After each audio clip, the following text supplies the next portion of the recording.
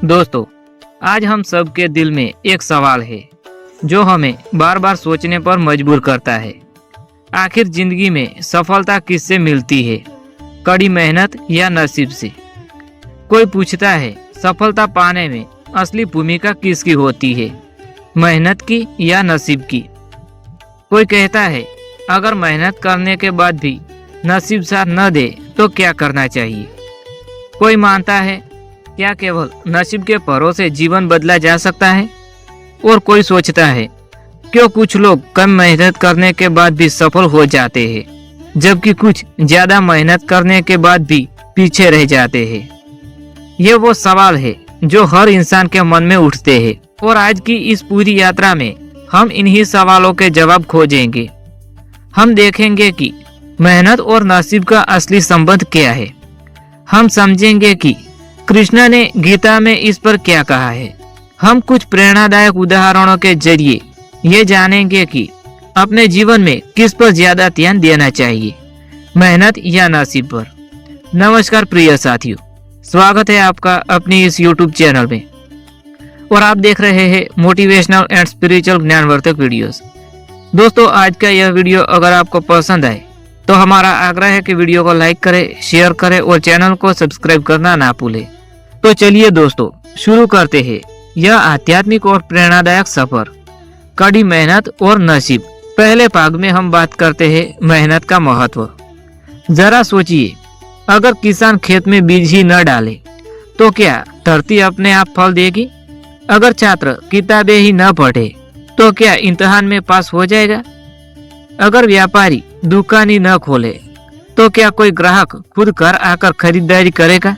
मेहनत वह बीज है जिससे फल मिलता है। नसीब तभी साथ देता है जब मेहनत का बीज जमीन में बोया जाता है। श्रीमद् भगवद गीता में भगवान श्री कृष्ण ने अर्जुन से कहा था, कर्मण्य वाधिका रस्ते मा फलेषु कदाचन। अर्थात तुम्हारा अधिकार केवल कर्म करने में है, अर्थात मेहनत करने में है, फल पर नहीं। इसका मतलब यह है कि हमें लगातार कर्म करते रहना चाहिए।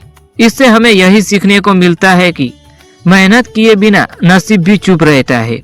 नसीब तभी दरवाजे खोलता है जब मेहनत से हम उसके दरवाजे तक पहुंचते हैं। अब बात करते हैं नसीब की भूमिका। अब मान लीजिए दो छात्र हैं, दोनों ने बराबर मेहनत की, लेकिन परीक्षा के दिन एक छात्र बीमार पड़ गया और दूसरा स्वस्थ रहा। यहाँ फर्क किसका था? नसीब का। जीवन में बहुत सी परिस्थितियां ऐसी होती है जो हमारे नियंत्रण में नहीं होती।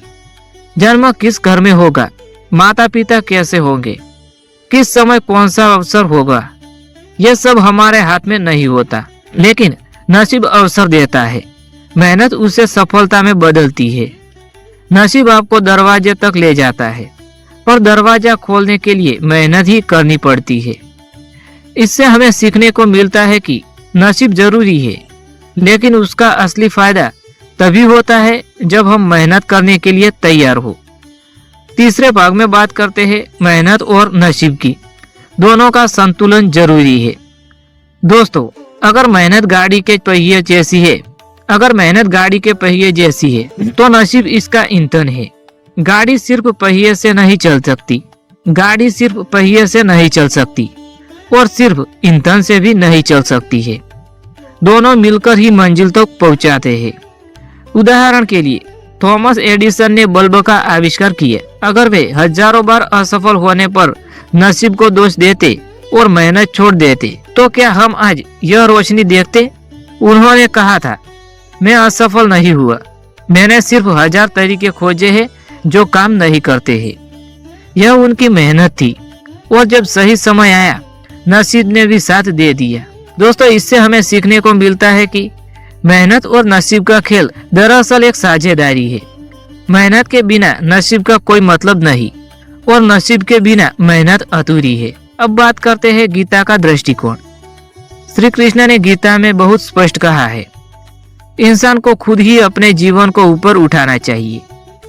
इसका अर्थ है भाग्य बदलने का सबसे बड़ा साधन स्वयं की मेहनत है।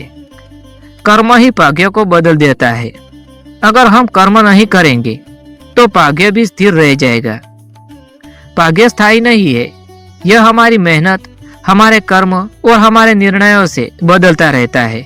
अब बात करते हैं, अगर मेहनत के बाद भी असफलता मिले तो क्या? दोस्तों, यह सबसे बड़ा सवाल है।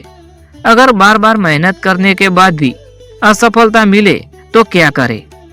क्या यह नसीब की वजह से होता है? इसका उत्तर है, कभी कभी असफलता भी सफलता की सीढ़ी होती है। असफलता हमें अनुभव देती है, वह हमें सही दिशा दिखाती है। एपीजे अब्दुल कलाम जी का जीवन देखिए। वे कई बार असफल हुए लेकिन कभी रुके नहीं। उनकी मेहनत और धैर्य ही उन्हें भारत का मिसाइल मैन और राष्ट्रपति बनाया। असफलता का मतलब नसीब खराब होना नहीं होता। असफलता दरअसल यह संकेत है कि अभी और मेहनत और धैर्य की जरूरत है। छठे भाग में बात करते हैं, भगवान मेहनती का भाग्य बदलते हैं।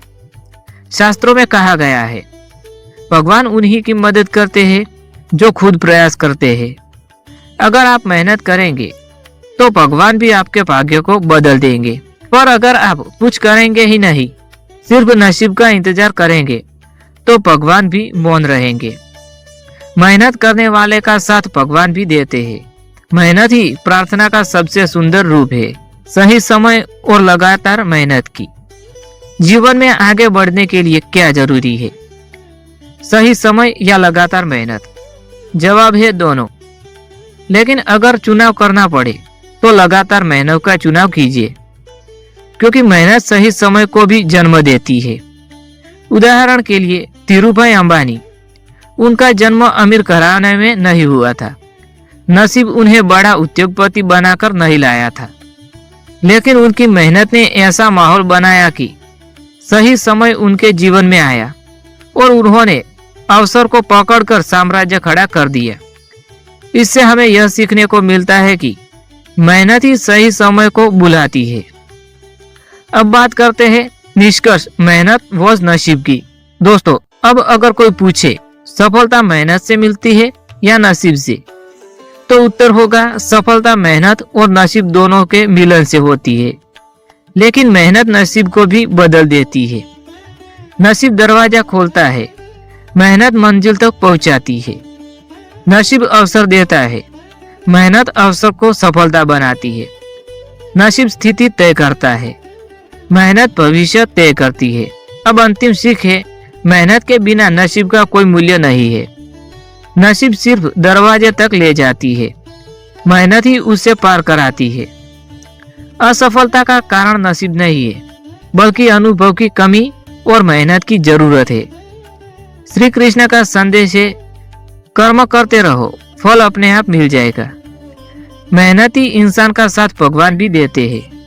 दोस्तों, आज हमने जाना कि मेहनत और नसीब दोनों ही जरूरी है, लेकिन असली ताकत मेहनत में है, क्योंकि मेहनत ही नसीब को बदलने की क्षमता रखती है। अगर आप मेहनत करते हैं तो नसीब भी आपका साथ देगा। अगर आप बैठकर नसीब का इंतजार करते रहेंगे तो जिंदगी यूं ही बीत जाएगी। याद रखें, मेहनत गाड़ी के पहिए है, नसीब उसका ईंधन है और चालक आप खुद है। तो दोस्तों, उठिए, मेहनत कीजिए और अपने भाग्य को खुद लिखिए, क्योंकि कड़ी मेहनत करने वालों का नसीब भी झुक जाता है। दोस्तों, इसी के साथ यह ज्ञानवर्धक वीडियो यहाँ समाप्त होता है। मिलते हैं किसी और वीडियो में, तब तक के लिए जय श्री कृष्णा, जय श्री महाकाली माँ, जय श्री